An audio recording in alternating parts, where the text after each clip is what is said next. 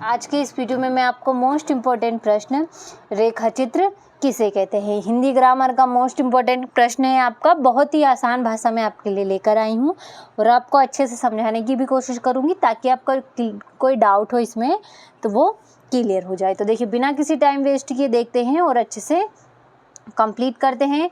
तो देखिए, रेखा चित्र को अंग्रेजी में स्केच कहते हैं। अब यहाँ पर स्केच, जिसको नहीं पता है, स्केच उसे कहते हैं जो हम कुछ भी ड्रॉ करते हैं कलर से नहीं, पेंसिल से हम उसका अच्छे से क्लियर एकदम स्केच करते हैं, उसी को हम रेखा चित्र कहते हैं। यानी कि रेखा चित्र को अंग्रेजी में ही स्केच कहते हैं।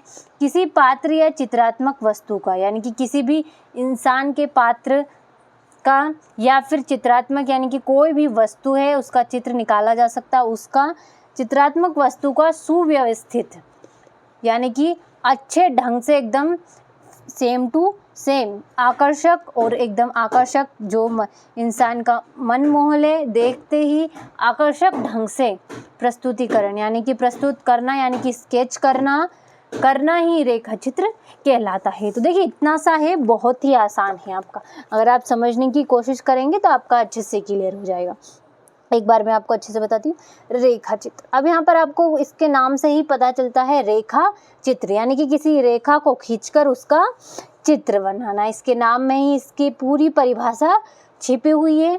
रेखा चित्र को अंग्रेजी में स्केच कहते हैं। अब यहाँ पर हम स्केच बनाते हैं जो पेंसिल से, उसी की बात यहाँ पर हो रही है। उसी को हिंदी में हम रेखा चित्र कहते हैं और अंग्रेजी में स्केच कहते हैं। किसी पात्र या चित्रात्मक वस्तु का, यानी कि किसी भी वस्तु, पात्र का, व्यक्ति का व्यवस्थित आकर्षक ढंग से, यानी कि व्यवस्थित यानी कि अच्छे से, आकर्षक ढंग से, यानी कि अच्छे से साफ तरीके से देखने में लगे कि हाँ, ये स्केच किसी ने, बड़े आर्टिस्ट ने बनाया है। आकर्षक ढंग से प्रस्तुतिकरण, यानी कि बताना, किसी को प्रस्तुत करना ही रेखा चित्र कहलाता है। तो देखिए, बहुत ही आसान है।